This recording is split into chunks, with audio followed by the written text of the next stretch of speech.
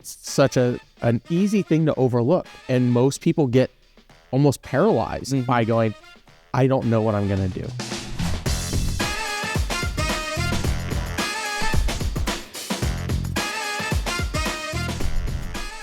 Hi, I'm Russ, and this is the Memory Makers Podcast, the show that helps you create amazing customer experiences and make more memories. And is your jingle today because we got none other than the man, the myth, the legend, Armando Lanuti joining us for now what we're going to make a more regularly occurring one, because we've had issues in the past of me going, I am not utilizing you enough on this podcast, man. No, here's the one thing, though. Here's the one thing. I got to throw this out here. I need a better walk-in intro song than okay, that's fair. Like we can do better than that. Okay. I don't know what it is, and maybe it doesn't have to we'll start Mike in the ones and twos. Maybe he has like a new one for me in the I like it. In post-production. I don't know. We'll get you Mike Q Wrestling Lights. Diva. That's why he doesn't have me on here very much. Q Wrestling Lights and intro music on my to-do list for Mondo. That will Mike's just standing in the back flicking the lights on and off. Okay. And we're back. We are. Sorry. Really excited to talk to you about a couple of things. So, as we've done this podcast and we've talked about, hey, you've got to grow, you've got to get better and all of that, the portions where putting theory into practice and making sure that we aren't kind of just doing the evergreen high-level piece, but actually sinking our teeth into it a little bit further. And so what I wanted to chat with you about today specifically was, when we talk about find things that bug you, fix those pieces, how do we inspect what we expect? You spin a ton of plates, and you were making jokes about me doing a little soft shoe dance when Mike says clap and all of that. Yeah. You have to, one, assert control and authority over how your day is going, but there's lots of curveballs and issues come up, and it's how do we start to fix these problems that pop up? And in the past, we've talked about things like, is it a people? Is it a process? Is it a product issue? But when you're actually in the thick of it and you've got these people coming up and you're trying to solve these issues and giving space for it, that's what I really wanted to kind of I've already said sink our teeth into it. That's what I really want to dive into a little bit further with us today is, okay, in your world where you're overseeing 7 different departments across the company, as well as not just with those direct reports, but you have a very open door policy and you keep your finger on the pulse of things. And so my first question would be, what are some of the things that you started to use that maybe you didn't previously, of keeping your finger on the pulse of just how the general cultural temperature is, what's going on within the company, and actually staying close to those pieces without getting burdened by Dr. Phil moments, unnecessarily, right? A little is good, but how do you actually make sure that you are in tune and in touch with what's going on downstream? Yeah, well, I think there's a couple of different things. One that we do and we've done for quite a while now is we ask our team to give us a weekly report. Hey, what's going good in your world? What's been troubling? What do we need to work on? And we always just get a temperature gauge, for lack of a better way to put it, on our entire team. And although our managers can see just their direct reports, myself, Amy, Kim, we read them for every employee every single week, right? And sometimes there's not something that we need to act on, right? It's just knowledge-based, but it allows us to see kind of where that general, heartbeat is of the company. It allows us to see when some of our team members have become comfortable with sharing important moments that are happening in their lives. It allows us to celebrate or offer assistance, depending on what the situation is, right? It's not always bad news, right? Right. When you ask stuff like that, you often get a lot of great news, and you want to be able to share in those moments or give congratulatory, remarks to them and celebrate their accomplishments with them. I think that's one of those big pieces that we try and do as much as we can. And I think there's an old adage from the retail industry and restaurant industry of management by walking around. And I'm not a big fan of micromanaging or anything along those lines. Right. But look, we spend so much of our time behind a screen managing our business, whether it be on phone calls, spreadsheets, all the things. Yeah. Sometimes you just need a break. Well, that break should be go walk around your business. Go get some fresh eyes perspective. Go see what's happening. There's only so much, I talked about the weekly reports. They're really great. There's only so much text that's there. Not everybody does them. We don't force it. Right? Yeah. It's an optional thing. Sometimes you just need to walk through your shop, in our case, or walk through your business, whatever it may be, and see the demeanor of everybody, right? What's their body language? Are they, are they engaged? Are they working on things? How are they moving about? How are they interacting with their peers?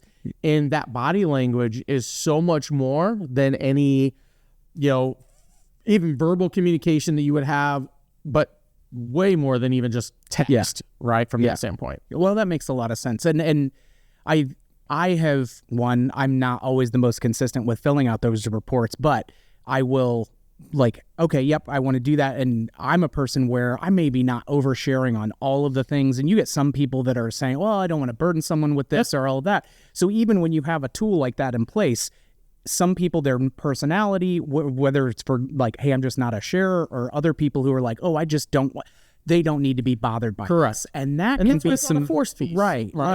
But those can be sneaky where it's well, I don't want to bother them with this. And it's well, sometimes those can be things that can either be oh, we can unlock something that's really been a pain in our rear. And so making sure that you're not leaving it to just one mechanism, I think, is important than the way that you do that. Well, and I think one of the pieces that we've tried to work on, and I say tried to work on because it is an ongoing evolution, and it's human nature that when a problem arises, you just try and solve that problem. And because everybody is in such a busy season of their lives, and when I say that, we're always going to be in a busy season of our lives, right?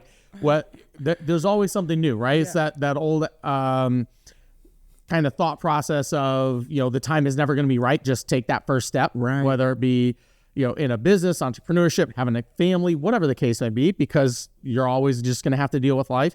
It's the same way here, where oftentimes we'll be presented with a problem, right? Or something we're trying to improve.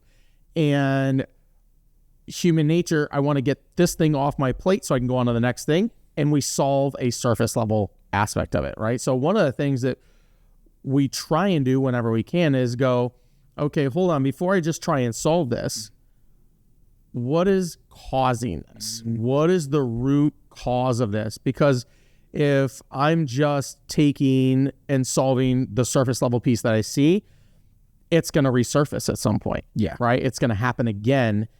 How do I find what that is? And so one of the things that we try and do is we go through a system, the 5 whys.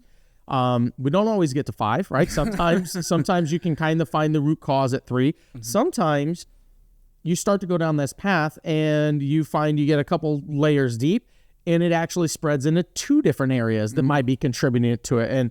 And what that 5 why system is saying, hey, this part of my business is not working. Mm-hmm. And just simply asking, why is it not working? Clearly define the problem. What is not working about it?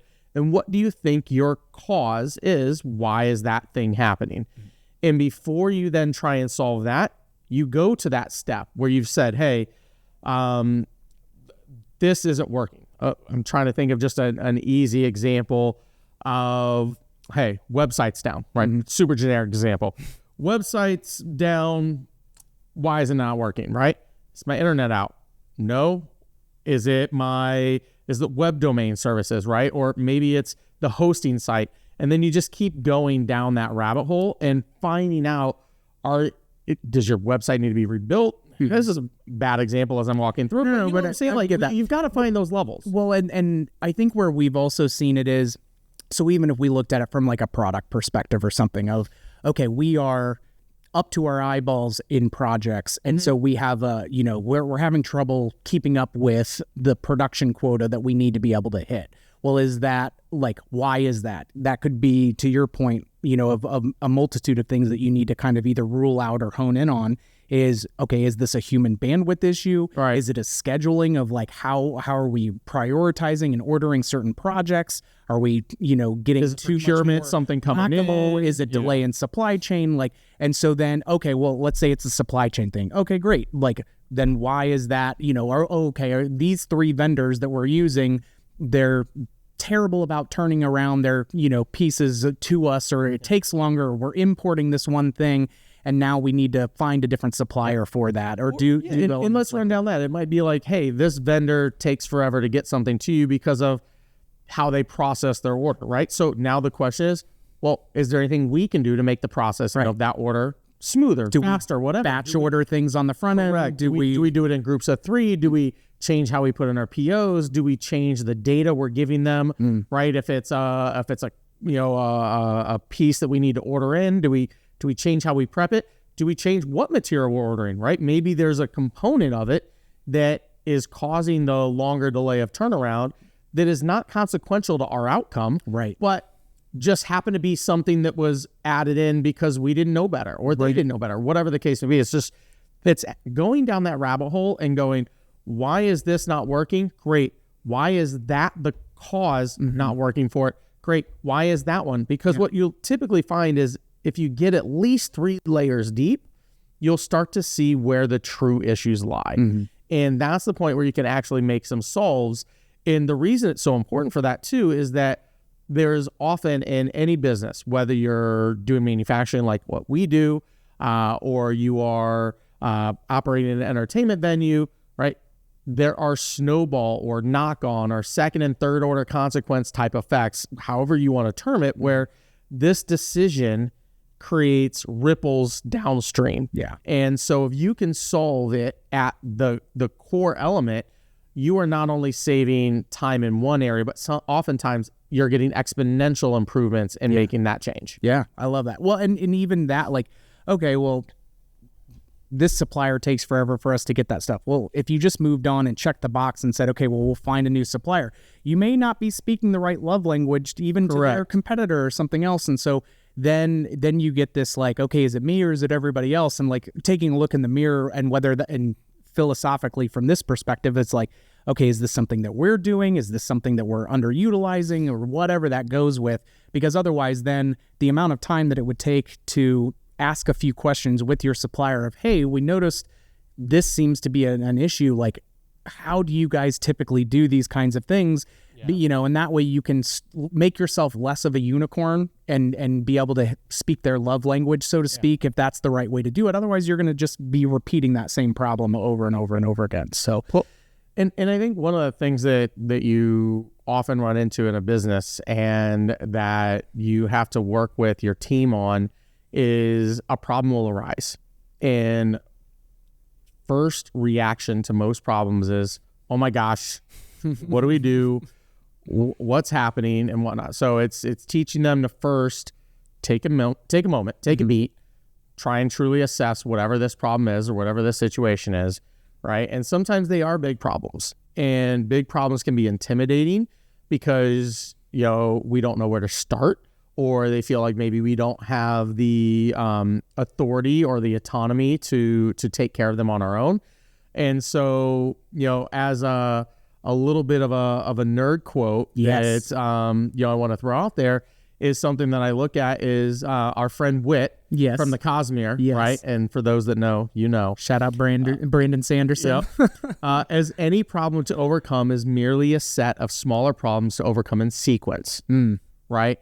It's that thought process that how do I take whatever this problem is that I'm trying to solve and break it into manageable pieces. Yeah. And it's just a manner of taking that time, seeing what I need to do, where my end goal is, clearly defining that, and then breaking it into the steps that I need to get there, and then the order of those steps. Yeah. Right. And it's such an easy thing to overlook. And most people get almost paralyzed by going, I don't know what I'm going to do. You're right. Right. And because they're already worried about, forget the stuff that's going on within the business. Like there may have other, I've got kid threw up and in the car and, my wife's calling me from that and I'm all amped up about that. So maybe my problem solving skills are not in their best, I'm not in the best state to be able to handle something like that right now. Yeah. So, you have to really try to make sure that you're looking at it. And it leads me a little bit to this question then. Let's say, okay, you start to get to something that you think is then the root, and you want to then put in a solution that will fix that. How, when you're working with the individual teams, do you make sure that, and there's always this balance, right, of like, change management is never an easy thing. Right. Some people are more like, go with the flow, hey, we'll make it work, that's fine. And other people, it's like, well, I moved your lunchbox over 6 inches to the right to make room for something, and you would have thought that it was the end of the world. Yeah. Thing. And who knows why that is what it is. But when you're then trying to say, okay, well, in order to solve this problem, here are the changes that we need to start impacting, how do you find the balance between getting enough information from the team members that are going to be closer or in the trenches of that thing to make sure you're not creating another problem inadvertently by that, but also saying like, guys, something's got to change, and like this is the thing that is there. So what goes into that kind of balance when you're trying to wrap your hands around a problem and say, okay, I need feedback, I need input, I need to be able to understand why, and how is this going to affect these different moments, knowing that there may not be a perfect solution every time. And so we're going to have to do something, and we're going to have to then, like, once that boat sails, like, we need to be committed to it so that way we can give it the best chance to succeed and avoid, as Pat Lencioni, like, get rid of the I told you so's. Yep. Like, nobody's going to be in perfect harmony on what a solution is in a lot of times. So how do you balance that, or how do you do that in a way without making people feel like you're doing like the tyrannical, like hammer down thing? Yeah, I think that you touched on a couple of those items. So one is when you're a leader over a larger group, right? If you're at the top, if you're the owner of the business, or if you're in, let's say, a position like yours where you are the head of a department, one of the pieces, and you have peers that are running other section of business, the first thing you got to do is ask questions, right? Like you said, you got to get the context, because since you're not in the day-to-day and the nuance of it, you've got to try and understand why some of the things are the way they are, right? And what decisions have been made in the past, and stay present enough to understand those things. I think the other component is, you've got to get to a level where you and your team, you're comfortable with moving forward with doing your research, gathering information, but knowing that information may be imperfect or not complete, right? It's really easy to say, hey, I'm going to do X, Y, Z, and I'm going to have this outcome. What happens when tomorrow the government shuts down, right? Just to go with something that we're dealing with in the current world. Or, too soon. It might be a little too soon. Right? Like, things happen that you could not have predicted. Yeah. So at some point, you just need to take the next step, right? It is this scenario of, I may not know the entire path from here to over where I'm going, but do I know the next step? Take that next step, right? Put something into place, get some movement on it. Because, for example, when we design attractions, right? We just came out with a new product, Detonate, right? And, work to come up with that. We get so immersed in how we think it's going to work, what it's going to do, how it's going to do it, etc. And then we take it to market. We take it to someplace like IAPA, and you get input from thousands of other people that see it. Yeah. And they're like, but what about this? Yeah. And what about that? And some of those suggestions, French kiss, right? Yeah. We love them. They're great. They're things that maybe we didn't think of. Right. But because we were focused here, we just needed to take that step, get it, solve for as much as we can, get that feedback, and now we'll iterate and improve it. Yeah. It's going to be even better. Other ideas, maybe not so much, but right, like everybody wants it in a trailer. Yeah, I was getting ready to say, I'm like, can we put it? Can we make it mobile, please? Yeah. So no, we can't. But it's just one of those elements where sometimes you just got to take that step and get that feedback, find out what the real world is, because the world can also change on you. Yeah. And you're not gonna be able to find out what that is. And too often people are like, but I want it to be perfect. Right. And if they get a fear almost that if they don't get it perfected, that it'll fail. Yeah. And instead, we've got to shift it to, no, we need to get it. It's that 80-20 rule. How do we get it to a point of it's functional? And when I say 80-20, like, it's not like, hey, this is not a good product. Right. No, it's that minimum viability for excellence. Yeah. Like what? And I love that, what you said, that people, some say the minimum viability product. No. Minimum viability for excellence. Yeah. We know that if we made no other changes to it, it's still great. Yeah. Right. Yeah. But we need to move on it because we're going to get input and find out how do we make it even better. Yeah. And that is so important. And I think one of the things that you also have to do when you're managing a team and you're creating your team, you're hiring other people to it, and or you're dealing with a team that you already have in place. Let's say you're a manager and you took over a department or something along those lines. You've got to find how everybody works. Yeah. And not only how do they work, but how they work together. Mm-hmm. And what is that dynamic? Because there are plenty of people in this world that their first thought is always, how can it go wrong? Not, what if it went right? Right. And it's just a simple shift of that mindset, right? And the future is made by optimists, right?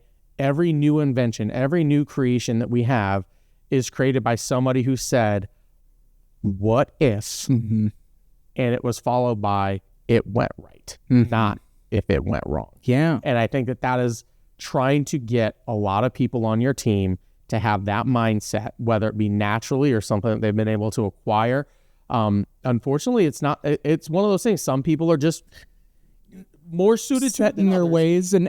But you know what though? I've seen even over, the last 10 years since I've been here, is that you get some folks and it's always that like, okay, well, what's your leadership level, right? Like the John Maxwell 5 levels of leadership. Like once you get past that transactional stage and like they feel comfortable enough, like there may be times where they're not like willing to express thoughts because they're just terrified, right? That they've got some imposter syndrome or whatever. And so they're not going to want to speak up. And so you have to do a really good job of like going back to the well and soliciting that feedback and letting them know like, no. One, we know from the word go, guys, that what we get to at that 80% mark, like we're not going to be done then, but we have to be able to get to that point, and we can't get to that we need to start the without journey. some mistakes and without some learning curves. And I like that as well from minimum viability of excellence, right? Of, okay, then when we are going to experiment it, we want to get it in the hands of people who we know can kind of move and shake and take the wave as it comes, in order to put it through its paces even further. So that way then you can do a couple of things, I feel like. One, have a better priority for what those new next steps should be, because you'll always have a punch list that can be, 6 pages long if you're us, of like, oh, okay, we wanted to do this, we needed to do that, blah, blah, blah. Yeah. Which first, though? Like, what's that? What's like, how do we actually do that? Yeah, what's that analysis of where we're going to get the most impact? Yeah. Right? From the choices that we make. And I think it's one of those things where when I'm saying like we work from a management perspective of that minimum viability of excellence, like you mentioned, I'm not talking about also working fast and breaking things like that old Facebook, mentality. That's the wrong choice. Like we don't want to just move and break things, but a lot of collateral damage. Correct. And we want to avoid that. Right. But very, very few decisions are fatal, right? Or final. Almost every door you walk through, every decision you make, you can walk back through that door, right?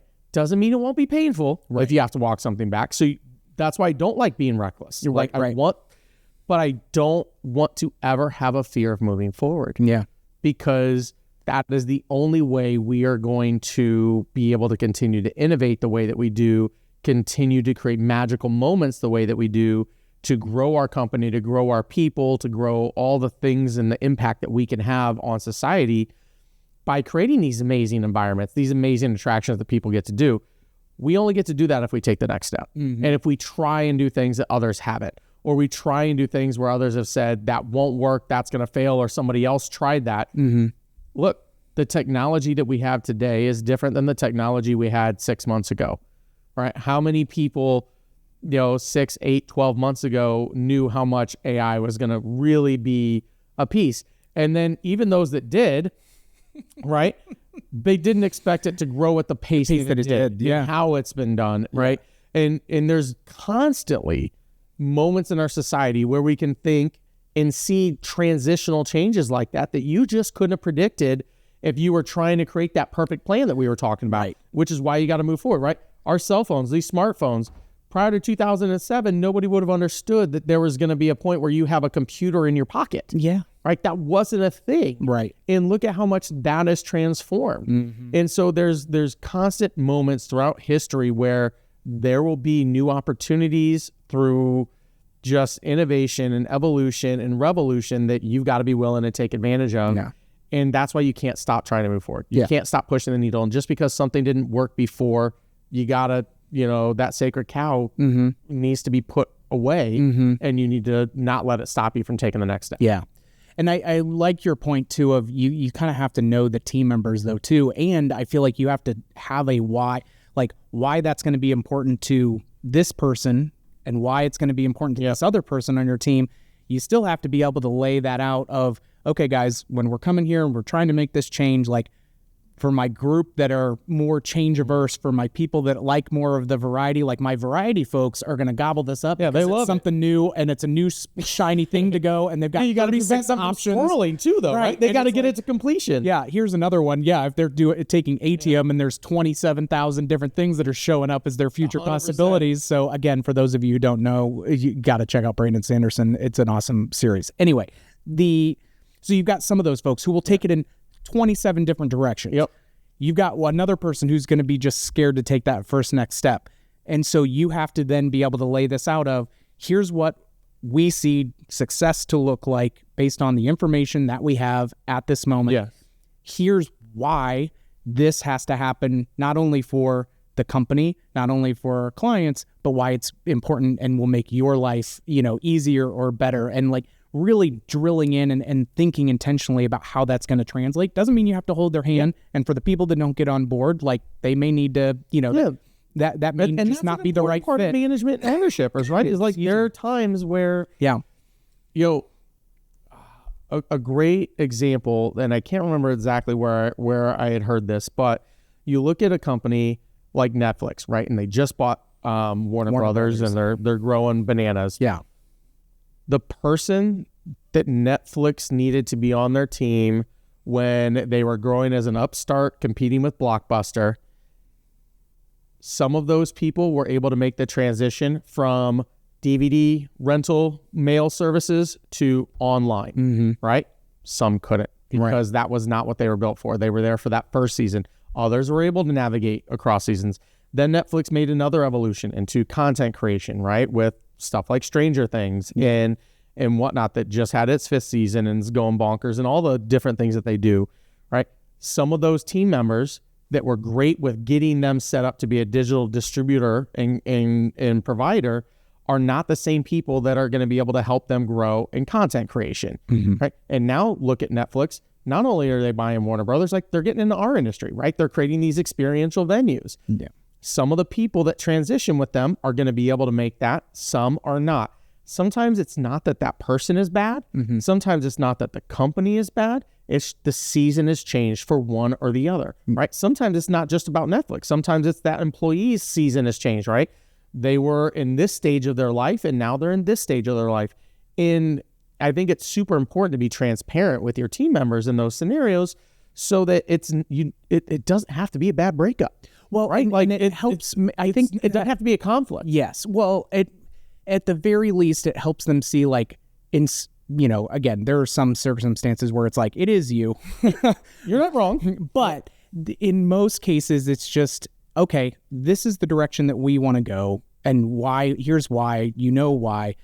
Feels like we're having a hard time getting full buy-in. Yeah. Where and how do you want that? Because by making it about the situation, and it's not their fault because they can't make this transition, because you're explaining that we aren't what we were 10 years ago. Yep. And the reasons for that are its own thing. And so the fact that those don't have to be in Congress forever together is not a reflection poorly on either party. It's just that is the new reality of what that is. So for either that person to grow or for that company to grow, something had to change. Yeah. Right. And sometimes those changes can happen in concert, and sometimes they've created a fork in the road. Again, I think it's just about being transparent in those type of scenarios when you're, running a business or, being a manager, to have those conversations. Yeah. Right. And if you can find solutions and work through them, great. But sometimes that solution is, hey, we need you to join the alumni club. Yeah. Right. Because you've chosen to join the alumni club, or we've asked you to join the alumni club, one or the other, if not both. Sometimes it's just mutual. Yeah. So keeping a finger on the pulse of what's going on, both personally and professionally with your team members, trying to make sure that you have a good lay of the land, and also making sure that your leaders and everybody can also do that so they can help you, again, make informed decisions, but also letting everybody know from the word go. Like, there is no smooth, seamless transition into these things. Like, it's messy. And as long as we can all identify that on the front end, and then not being afraid to make those changes, but understanding how to prioritize those too, those I think are a really good peanut butter cup for how can we move forward and grow. My third piece that I want to get into with you before we wrap up is, with all of the plates that are spinning and doing all of that kind of stuff, where do you go to fill the well in order to have some of those really cool, like, hey, what's the next frontier? What's the thing? Like, where do you find sustenance for that part, right? And because, like, there are some people who are just that visionary mindset and can look for it, but it's not just something where they're getting struck by lightning every other day, right? I wish it was that easy. Oh my gosh, it'd be awesome. So where do you go to whether it's content or people or things that you have in your life that help just either put you in a mindset to kind of be open and willing to explore, but also just, oh, that's a cool thing. How would we do something neat with that and make it into a whole other thing? Yeah, I think that, it's funny that you asked that question. It's actually something one of our other team members, Stephanie, was just asking me last week of that same thing. It was like, how does something like this come to fruition, right? Like, she's talking about Detonate and other things that are on our plate. Look, I think it happens in a couple different ways. I think one, sometimes it's just relationships, right? It's like, hey, we've got relationships with somebody, and they're like, hey, I got an idea, right? As far as myself, a lot of times it's making sure I'm experiencing life. It sounds silly, but it's like going on trips with the family, right? Because I have kids that are in our demographic of some of our attractions, going and doing social stuff with my peers, right? My friends outside of work, as well as those that are within work, because again, some of what we design is for adult entertainment, not in the naughty way, as I say that, but right, like it is for people to want to go, before, after, as part of date night, right? Of going to dinner, they want to go and do an activity together. And social competition, or collaboration, right? So it's making sure you're experiencing life. It sounds silly. It's just doing those things. It's finding some hobbies that you're passionate about, whether that be being outdoorsy, whether that be, playing video games, reading books, listening to books, whatever those things are, going out and experiencing them and thinking exactly like, what you mentioned, this was a cool idea. There's no direct way to take this idea into our world, but does the concept of an element of this fit in our world, right? Or I recently took a trip to Disney, took the kids down for a very Merry Christmas. Totally fun event. Righteous. But it's one of those elements, and Amy, my wife, for those that don't know, like, she loves to mock me because I'm constantly like, she would never, right? She would never, but I'm like constantly like, how did they make this? Yeah. Right? And she's like, can you just enjoy it? I'm like, this is me enjoying it. I want to know how they made this thing and what this is, material-wise, process is, right? Or Adam and I had some great conversations walking around IAPA talking with some partners about, hey, this piece right here that you did has nothing to do, right? You're a manufacturer, you're a supplier, it has nothing to do with us. You're not a competitor, you're not a partner, you're nothing. How did you make this? Because I like that one element of this that could translate into something completely unrelated, but in our world, of like how to create it, right? Like that is, well, that's how we like came up with a cool like hologram puzzle that you can take and put into an escape room, like a really cool briefing and like thing. So yeah, I think that it's just finding curiosity and finding that inspiration anywhere. Yeah. Right, never turning that switch off. and just constantly, thinking through like, what could I do? How could I do? Was this fun? Was this, enjoyable? And, I think a great topic maybe for a future episode is what is some of that process like, right? Like when we come out with a new attraction, what are we thinking? How are we thinking it? What are the decisions that have to be made from start through finish of bringing that to market? And that could be an interesting little topic because it's fun to see how that all evolves. Yeah. What's the genesis? How do you get it through the Rosetta Stone in order to get that to kind of start to translate? And then how do you tinker and experiment with it and break it before you rebuild it? And then sometimes you find out, going back to some of our earlier conversations of problem solving, figuring out the whys and or having to make decisions, right?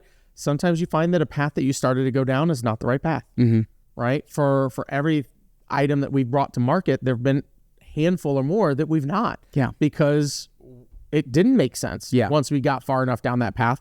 And I challenge anybody to ever say that, well, that was a mistake, that was a waste of time, or that was a waste of resources, because you didn't know that at the time that you did it. How we approach things informed the next right? decision. Like, correct. That's the thing. Like, oh gosh, I want to call it like the OG's Mount Rushmore or whatever, right? Where it's like before I was at Creative Works, and we kind of we'll mention something like the game trailers, right? Or Reactor, or something that like had a short lifespan. We learned some things. More importantly, we probably learned how and why not to do certain things a certain way. Yep. And that way you can kind of have that in your arsenal of litmus test or vetting. And maybe what we can also do on that next episode, because I love that concept, is to also then look at, okay, we went down this path. We didn't like how, it ultimately ended up not being the right thing. So we had to, kind of step back from it. Here's how we apply it in our kind of decision-making criteria, but also not just using that as a full, barrier to entry, because it's like time changes, time technology changes, can do it. Right. I mean, you can see cycles that happen, whether it be with different products or different experiences in life, clothing that changes over time. Sometimes something that was in style becomes out of style and becomes in style again. I think that you can find examples of that in our industry all over the place. Since COVID, we've seen a pretty big resurgence in escape rooms. We've seen a pretty big resurgence in golf in its various forms.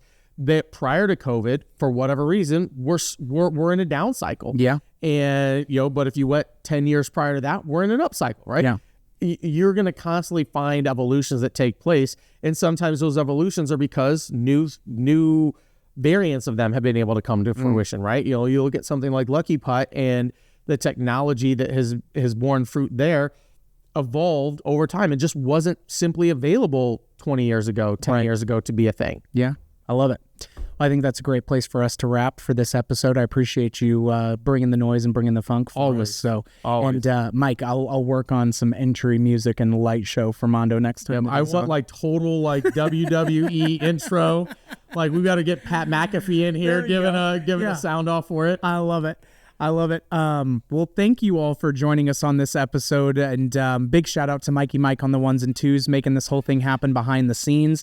If you guys like what you heard, please hit us up and give us that 5-star review, please and thank you. If you have ideas or things that you want us to nerd out with you on and dive a little bit like deeper, to be nerds. That's what I'm saying, man. So like in high school, give us some topics. Let's have some fun. I never thought that like I'd wear it like a badge of honor, but holy cow, we've got a whole company full of people that do that. We do, and we're better for it. So very much so. I love it. So if you guys have any other ideas that you want to see us dive into, hit us up, let us know, and we'll be sure to tackle it with gusto. Other than that, we'll catch you on the next one, troublemakers.